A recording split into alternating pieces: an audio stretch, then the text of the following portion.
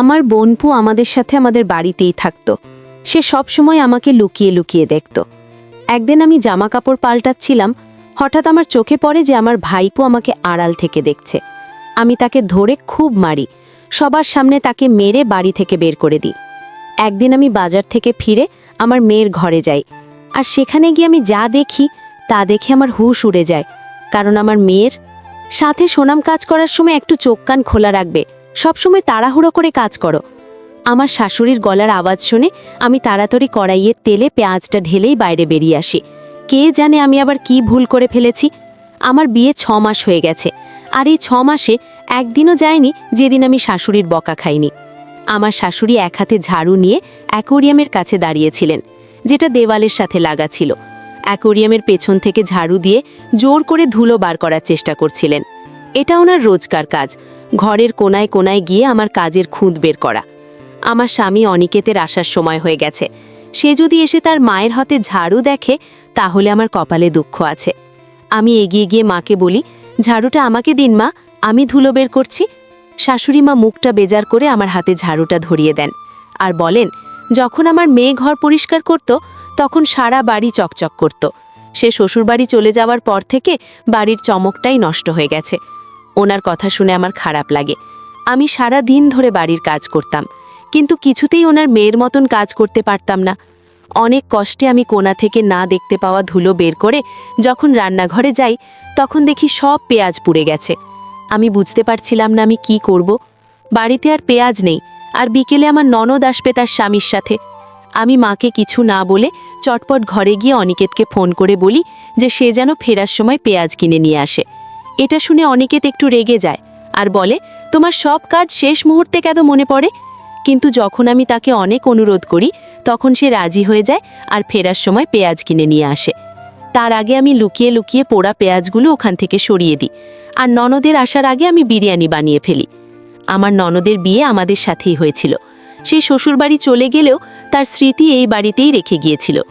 উঠতে বসতে আমার শাশুড়ি তার মেয়ের কথা বলতেন। আমি খুব যত্ন করে ডাইনিং টেবিলে খাবার সাজাই। আমরা সবাই যখন খাবার খেতে বসি তখন আমার স্বামী আমার বিরিয়ানির খুব প্রশংসা করে, কিন্তু আমার শাশুড়ি আমার সব আনন্দে জল ঢেলে দেন। তিনি বলেন, কিন্তু আমার মেয়ের হাতের বিরিয়ানির রংটাও কত সুন্দর হতো।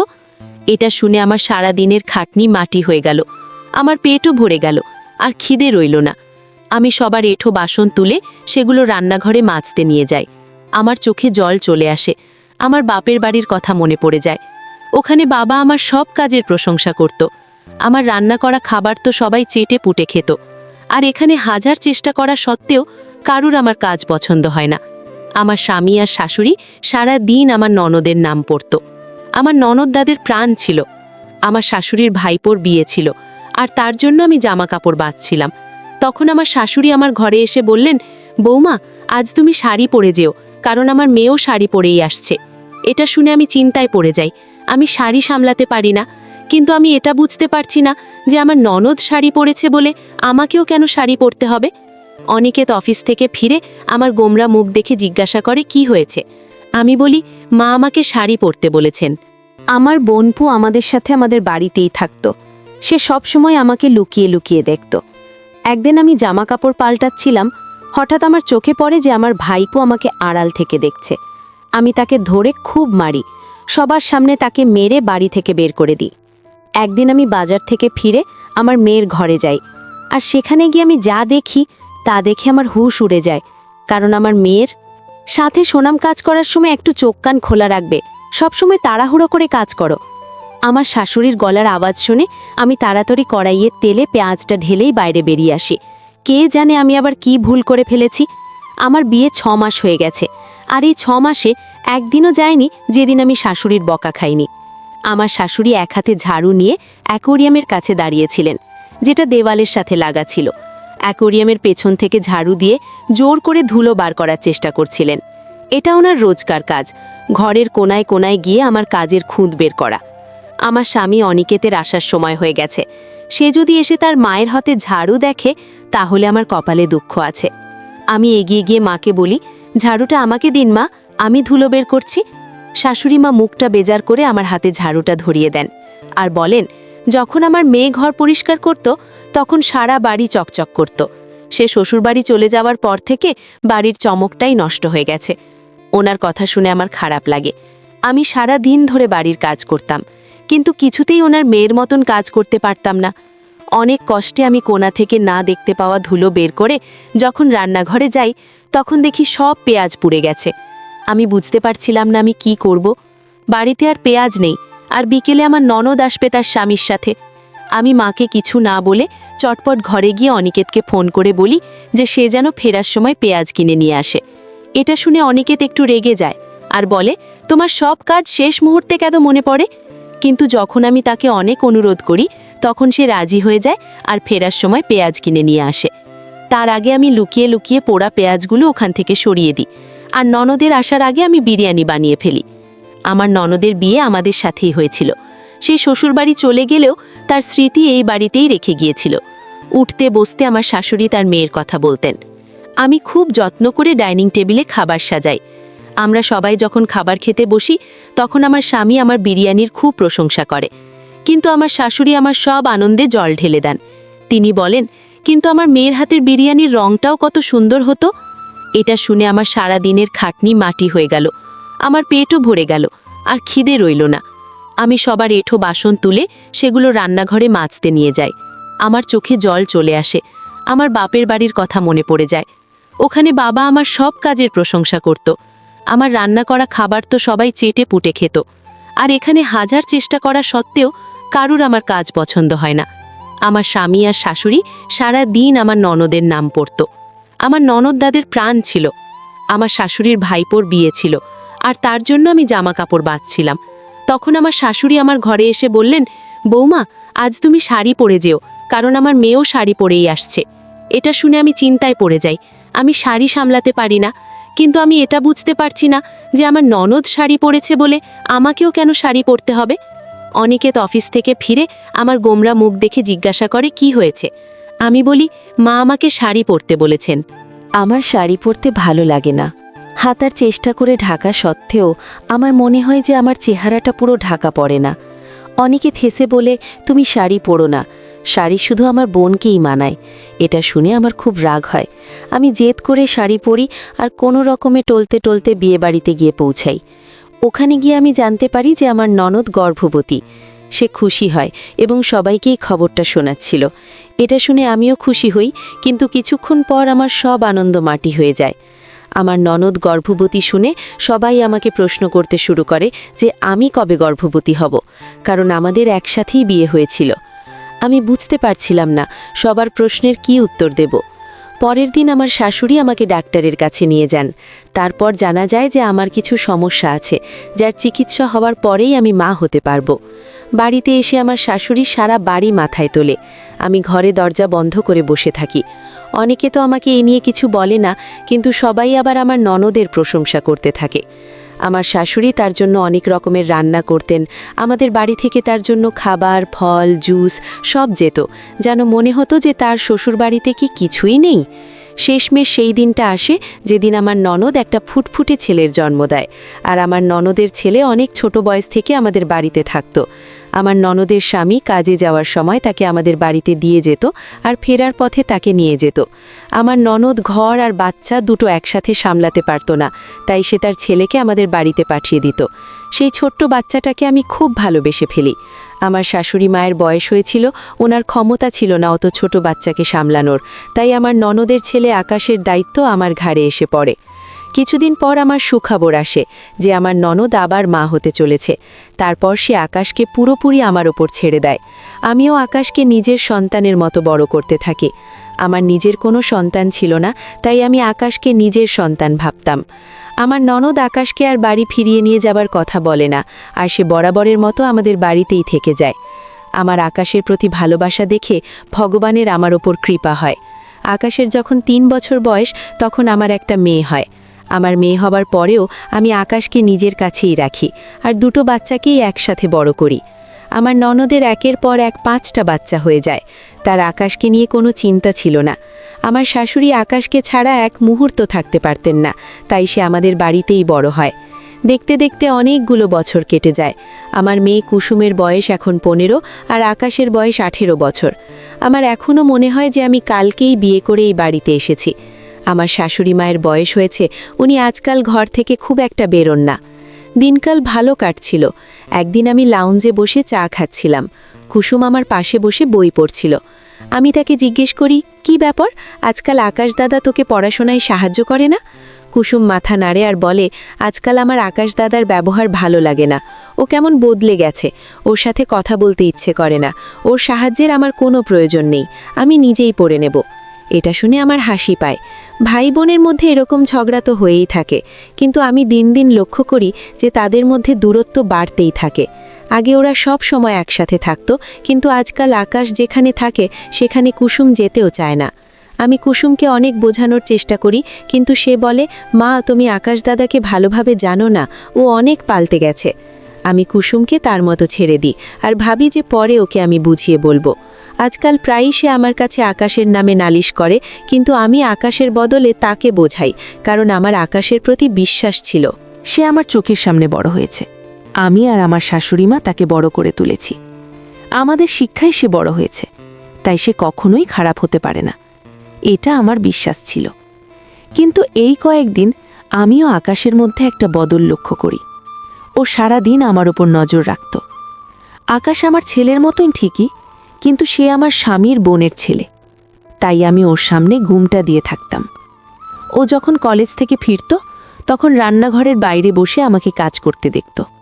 ওর নজরটা আমার ভালো লাগে না। আমার তখন মনে হয় যে কুসুম হয়তো ঠিকই বলছে, আকাশ বড় হয়ে গেছে, তাই হয়তো কুসুম ওর থেকে দূরে থাকতে চায়। একদিন আমি অনিকেতকে বলি, আমাদের এখন আকাশকে তার মায়ের কাছে পাঠিয়ে দেওয়া উচিত। একটা কম বয়সী ছেলেকে আমাদের বাড়িতে রাখা ঠিক নয়। এটা শুনে অনিকেত অবাক হয়ে যায় আর বলে, হঠাৎ তোমার মাথায় এমন একটা খেয়াল এলো কেন?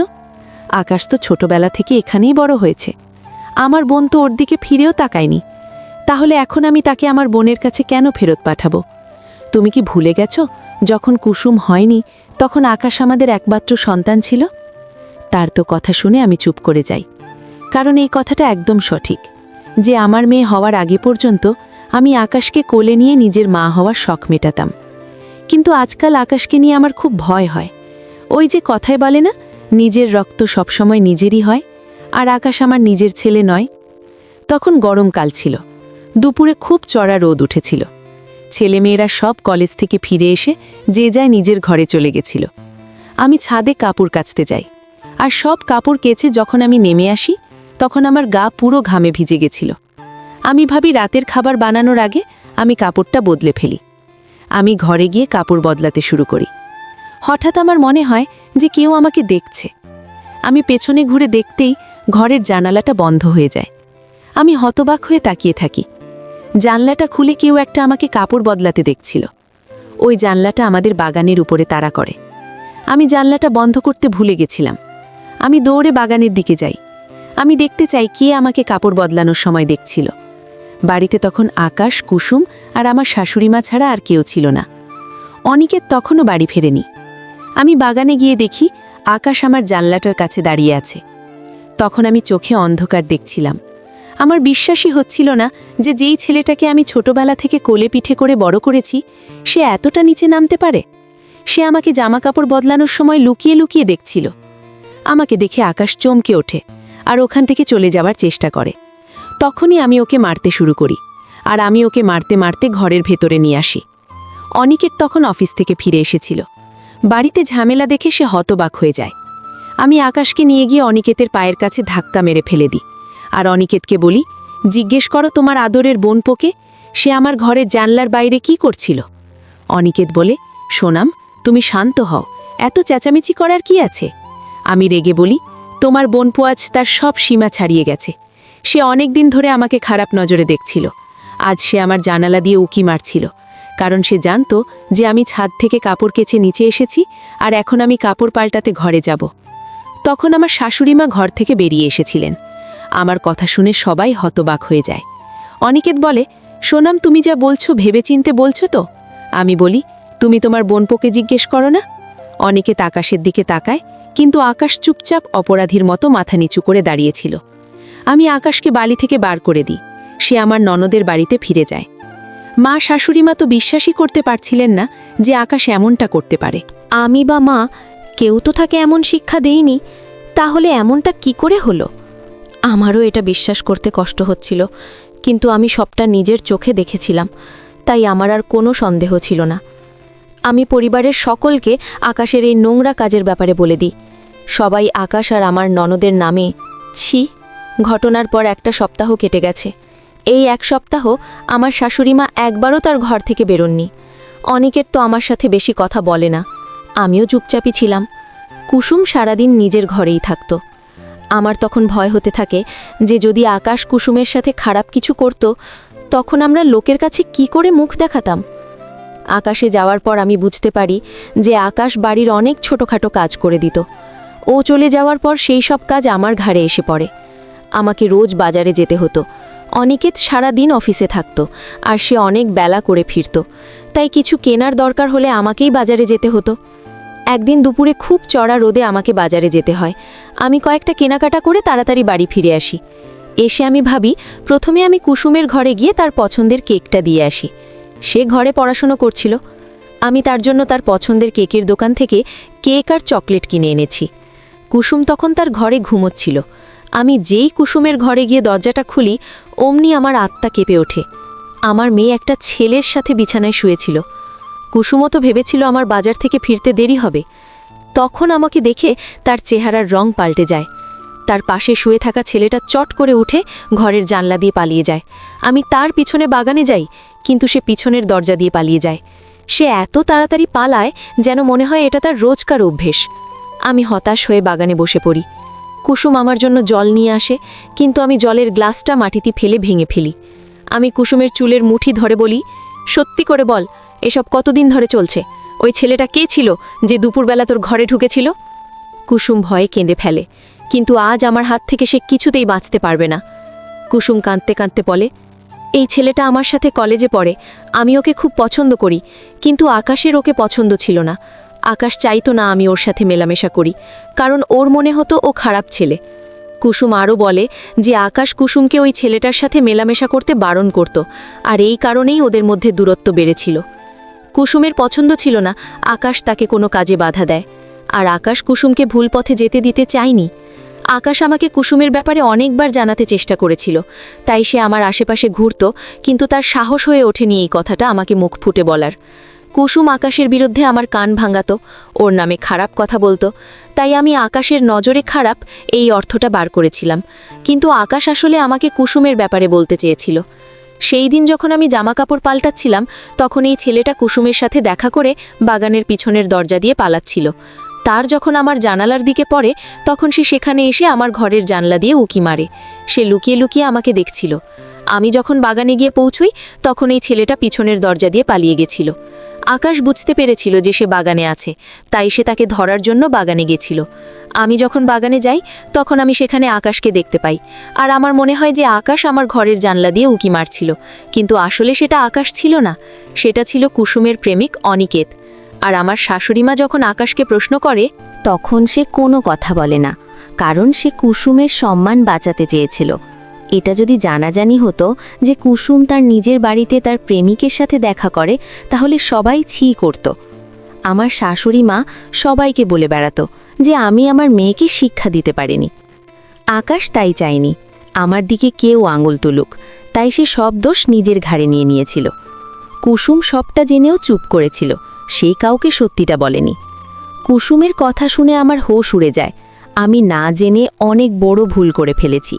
আমি যাকে দোষী ভেবেছিলাম, সে আসলে আমার বাড়ির সম্মানের কথা ভেবে এত কিছু সহ্য করেছে। আমাকে এখন যে করেই হোক ভুলটা শুধরে নিতে হবে। আমি তখনই আমার ননদের বাড়িতে চলে যাই। সেখানে গিয়ে আকাশের কাছে হাত জোড় করে ক্ষমা চাই। আকাশ আমাকে জড়িয়ে ধরে বলে, মামি, তোমার ক্ষমা চাওয়ার কোনো প্রয়োজন নেই। আমি তোমাকে খুব ভালোবাসি, তোমার জন্য আমি সব কিছু করতে পারি। আজ আকাশ প্রমাণ করে দিল যে ভালোবাসার সম্পর্ক রক্তের সম্পর্ক থেকে অনেক বড় হয়। আমি বাড়ি ফিরে অনেকেই তার আমার শাশুড়ি মাকে সবটা খুলে বলি। আমি আকাশের সাথে অন্যায় করেছি, তাই তারা আমাকে যা শাস্তি দেবে আমি মাথা পেতে নেব। কিন্তু সবাই আমাকে ক্ষমা করে দেয়। এখন আমাকে আর অনিকেতকে কুসুমকে ভুল পথে যাওয়ার থেকে আটকাতে হবে। ধন্যবাদ বন্ধুরা।